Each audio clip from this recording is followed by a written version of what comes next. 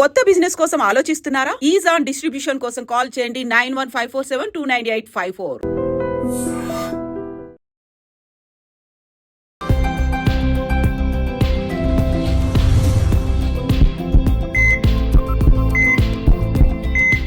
నమస్తే, welcome to healthy conversations with IT media. నేను మీ Jhansi. So ఈరోజు మనతో ఉన్నారు డాక్టర్ శ్రావ్య గారు, ప్లాస్టిక్ సర్జన్. మరి బ్రెస్ట్ ఆగ్మెంటేషన్ గురించి ఈరోజు మాట్లాడదాము. నమస్తే అండి. సో చాలామందిలో అమ్మాయిల్లో నార్మల్గా అందంగా కనిపించాలి అన్నప్పుడు నార్మల్గా ఫిట్గా ఉండాలి.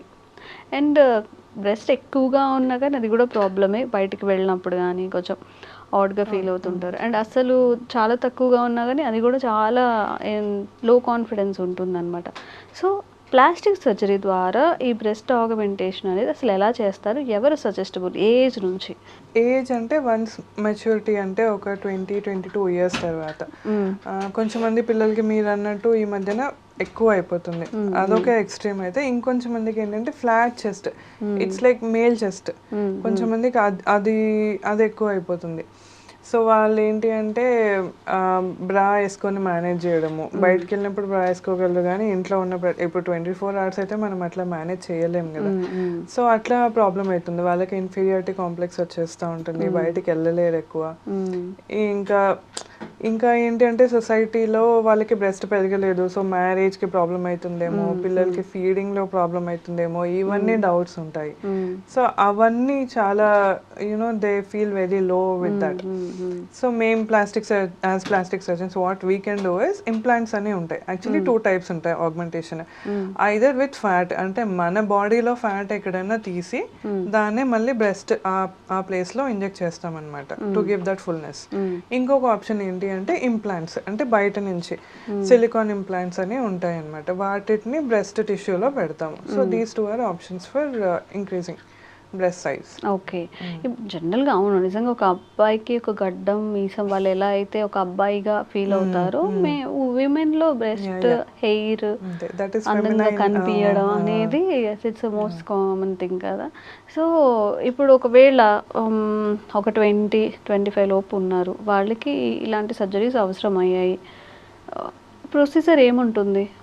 ప్రొసీజర్ అంటే మనం ఆగ్మెంటేషన్ 2 types ఉంటాయి అనమాట. అంటే 2 ప్లేసెస్లో పెట్టచ్చు.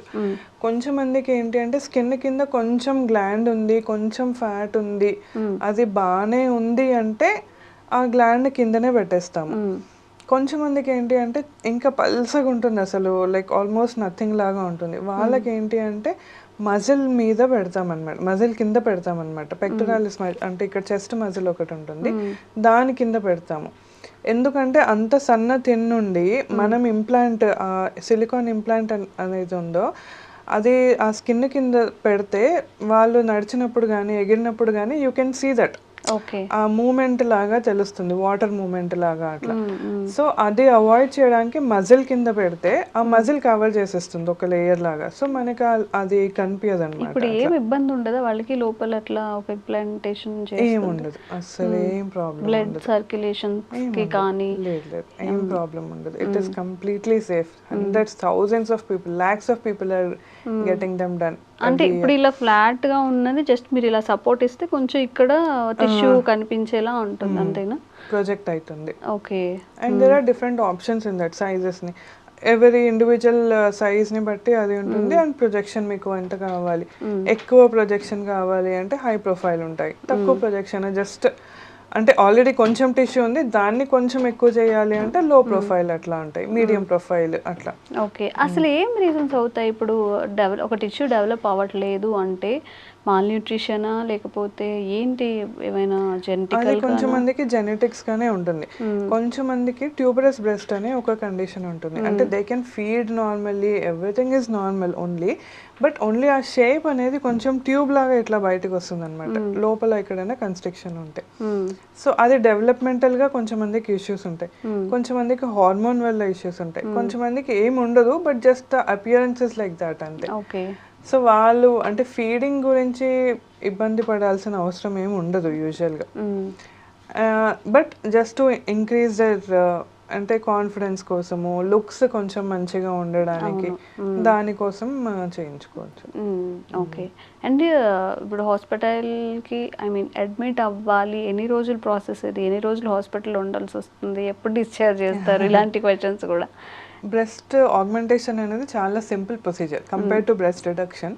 ఆగ్మెంటేషన్ అనేది చాలా simple procedure. It hardly takes 1.5 hour రెండింటికి కలిపి. సో మార్నింగ్ అడ్మిట్ అయిపోయి ఈవినింగ్ డిశ్చార్జ్ అయిపోవచ్చు. Okay, it is a simple procedure. Pain కూడా ఏమి ఉండదు, చిన్న ఇన్సిషనే, సో పెద్ద పెయిన్, ఎక్కువ ఏం పెయిన్ ఉండదు. అండ్ ఆ ఇన్సిషన్ కూడా మనకి కింద లైన్ లో కలిసిపోతుంది, ఇన్ఫ్రామామరీ ఫోల్డ్ లో కలిసిపోతుంది, కాబట్టి ఆ ఇన్సిషన్ గురించి కూడా పెద్ద కంగారు పడాల్సిన అవసరం ఏమి ఉండదు. అండ్ సర్జరీ తర్వాత ఏదైనా మీరు సజెస్ట్ చేస్తారా వాళ్ళకి, ఇలా ఉండాలి ఇలా ఉండాలి, ఇది ఏమైనా ఇలాంటి లైఫ్ స్టైల్ చేంజెస్ చేసుకోవాలి అని చెప్పి, అంటే జాగ్రత్తలు టైప్ అలాగా? ఆగ్మెంటేషన్ కి రియల్లీ పెద్ద అంత మనం పాటించాల్సినవి ఏమి ఉండవు. జస్ట్ ఇనిషియల్ గా ఒక 1-2 weeks సపోర్టింగ్ గార్మెంట్స్ వేసుకుంటే సరిపోతుంది అంతే. డ్రెస్సింగ్స్ అంతే, తర్వాత పెద్దగా వాళ్ళకి ఏముండదు. అండ్ అందరూ అంటే ఒక ప్లాస్టిక్ సర్జరీస్ అంటే అందరూ ఆలోచించేది అది ఖర్చుతో కూడుకున్న పని అని చెప్పి, రఫ్గా ఎంత అవ్వచ్చు ఇప్పుడు బ్రెస్ట్ రిడక్షన్కి కానీ ఈ బ్రెస్ట్ ఆగ్మెంటేషన్కి కానీ? అది depends on the size actually.